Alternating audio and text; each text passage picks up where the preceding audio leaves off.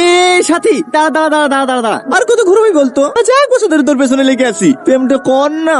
দেখ, এই শীতে নারকেল তেলটা কত সুন্দর জমি গেছে, শুধু তোর আর আমার প্রেমটাই জমিলো না। তোর কথা শেষ হয়েছে? দেখে এবার রাস্তা ছাড়, আমার তাড়া আছে।